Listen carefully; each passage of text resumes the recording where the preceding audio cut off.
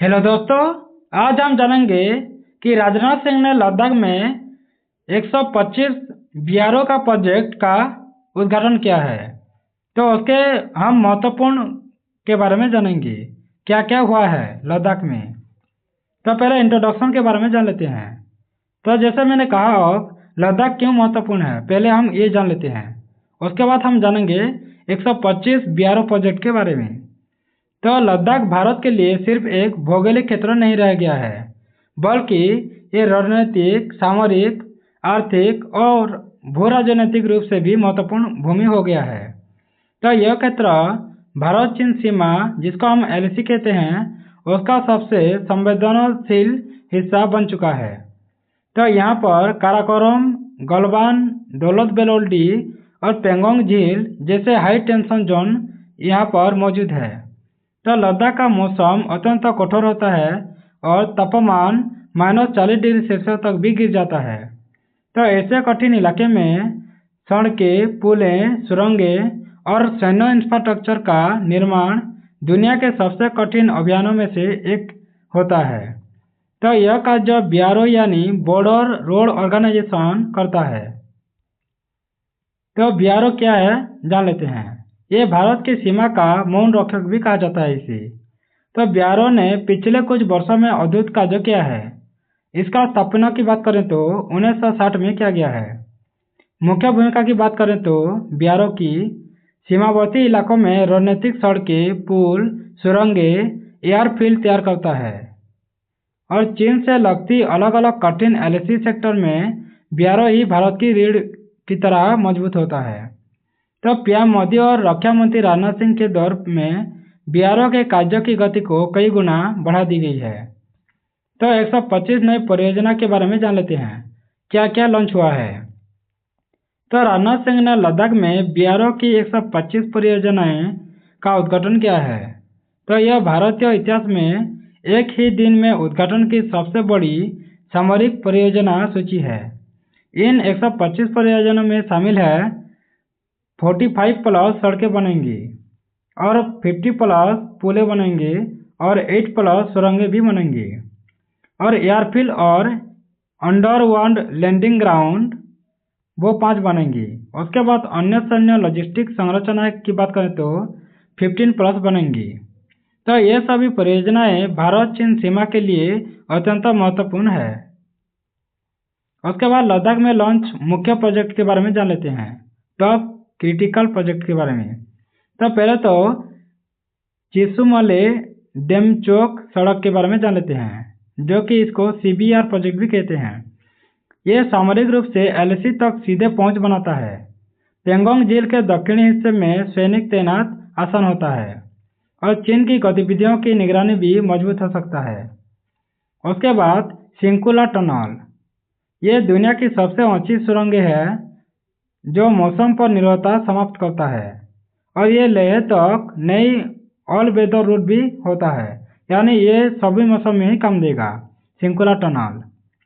उसके बाद हनले उमंगलिंगला डेमचोक सड़क, ये उमलिंगला पास जो कि 19,024 फीट के तक है, तो ये दुनिया की सबसे ऊंची सड़क पर बीआरओ की सफलता भी प्राप्त हो चुका है, जो सामरिक गश्त क्षमता में बढ़ोतरी भी होगी।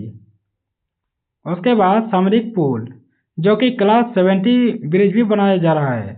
ये पुल टैंकों, तोपों, भारी सैन्य में यानी वाहनों में भी लेकर जा सकता है। इसमें क्या क्या जा सकता है, बड़े बड़े पुल में क्या क्या, टैंकों, तोपें और भारी सैन्य वाहनों को ले जा सकता है। और यहाँ पर द्रास, कारगिल, न्योमा, सोमानसा, सासो, ये सेक्टर पर भी ये सब जा सकते हैं, जैसे तोपों, टैंकों, ये सब। तो चीन की तुलना में भारत की लॉजिस्टिक क्षमता को कई गुना बढ़ा देगी ये। उसके बाद चीन के संदर्भ में इन परियोजनाओं का महत्व क्या हो सकता है। तो लद्दाख में लगभग 1100 किलोमीटर एलएसी चीन से लगता है। तो हाल के वर्षों में चीन ने तेजी से सड़कें बनाई है और हवाई पट्टियां विकसित की हैं और सैन्य टुकड़ियों को बढ़ावा भी दिया है। तो इसका जवाब देने के लिए भारत को भी सीमाई क्षेत्रों में त्वरित संपर्क की आवश्यकता भी है। तो इसीलिए 125 बीआरओ परियोजना से भारत को क्या मजबूती मिली, इसके बारे में भी जान लेते हैं। तो पहले तो ट्रूप मूवमेंट 4 से 5 गुना तेज बढ़ जाएगा, यानी हमारे सेनाएं आसान से मूवमेंट कर सकेंगी। उसके बाद टैंक, तोप, मिसाइल सिस्टम ये सब जल्द ही सीमा तक आसानी से पहुंच सकेगा। उसके बाद रोड पे से पेंगोंग तक हर मौसम में पहुंच सुनिश्चित हो सकेगा। उसके बाद चीन की आक्रामकता को जवाब देने की क्षमता भी बढ़ेगी। गलवान जैसे हालात में तेजी से प्रतिक्रिया संभव हो सकता है, यानी तेज से ये सब बनेंगे। उसके बाद सामरिक प्रभाव, भारतीय सेना की क्षमता कैसे बढ़ी सामरिक प्रभाव में, उसके बारे में भी जान लेते हैं। तो मल्टी फ्रंट वार की तैयारी में जुटा है भारत। तो लद्दाख अब भारत के लिए एक हाई रिस्पांस कॉरिडोर बन गया है, जो 24 गुणा 7 भारी वाहन आगमन हो सकेगा, यानी 24 घंटे पूरी तरह से ये काम कर सकेगा। सैनिकों की तत्कालीन तैनाती भी होगी और हथियारों की आसान सप्लाई भी होगी इससे। उसके बाद एयरफोर्स को नई ताकत भी मिलेगा। नई एयरफील्ड और रनवे अपग्रेड कर रहे हैं, जैसे C-130J, C-17 ग्लोबमास्टर, ये सब भारी विमान आसानी से उतर सकते हैं। हेलीकॉप्टर ऑपरेशन को सरल किया जा सकता है और मेडिकल एवं आपातकालीन निकासी भी तेज होगा इससे। उसके बाद हाईटेक निगरानी उपकरण की स्थापना भी किया जाएगा। BRO की सड़कों से अब सीमा तक नए रडार सिस्टम लगेगा, सेंसर, ड्रोन स्टेशन ये भी स्थापित किए जा रहे हैं। उसके बाद आर्थिक, सामाजिक और पर्यटन लाभ भी होगा। BRO की परियोजनाएं सिर्फ सेना के लिए नहीं होगा, बल्कि लद्दाख के नागरिकों के जीवन के लिए भी एक क्रांति हो सकता है। जैसे स्थानीय अर्थव्यवस्था का विकास भी हो सकेगा इससे। तब पर्यटन में 2 से 3 गुना वृद्धि होगा, रोजगार में भी बढ़ोतरी होगी, परिवहन लागत में भी कमी होगी, वहाँ के लोगों के लिए बहुत रोजगार मिल सकेगा। उसके बाद मेडिकल और आपातकालीन सेवाएं भी जल्द से जल्द हो सकेगा। पहले चिकित्सा सुविधाएं तक पहुँच में 6 से 10 घंटे लगते थे, अब 2 से 3 घंटे ही लगेंगे। उसके बाद कृषि और व्यापार में विकास भी होगा। तो ठंडे रेगिस्तान में कृषि उत्पाद आसानी से बाजार तक पहुंचा पाना ये बहुत ही जोखिम भरा हुआ था, अब आराम से यानी बहुत सी आसानी से ये जा सकेगा। आपूर्ति श्रृंखला मजबूत भी होगा, यानी जब आसान से बाजार तक पहुंच सकेगा तो ज़्यादा सस्ते में भी व्यापार हो सकेगा। उसके बाद जलवायु और प्राकृतिक चुनौतियां भी है, जैसे लद्दाख दुनिया के सबसे कठिन निर्माण क्षेत्र में है। तो BRO को जिन चुनौतियों का सामना करना पड़ेगा वो है -40 डिग्री सेल्सियस तापमान होता है वहाँ पर, यानी बर्फ जैसा ठंड। तो ऑक्सीजन स्तर भी 40% तक कम होता है, यानी सांस लेने में बहुत दिक्कत होता है। भूस्खलन भी होता है, इससे बहुत से सैनिक हमारे वीर गति को प्राप्त हो चुके हैं। उसके बाद 19,000 फीट की ऊंचाई तक ये भी जाना पॉसिबल नहीं होता है। तो बर्फीले तूफान भी बहुत होता है। तो फिर भी BRO ने इतिहास रचते हुए सभी प्रोजेक्ट को समय से पहले पूरे किए हैं। उसके बाद राजनीतिक और अंतर्राष्ट्रीय संदेश भी देता है, जैसे 125 परियोजनाओं का उद्घाटन एक डिप्लोमेटिक मैसेज भी देता है। दुनिया को क्या संकेत देता है उसके बारे में जान लेते हैं।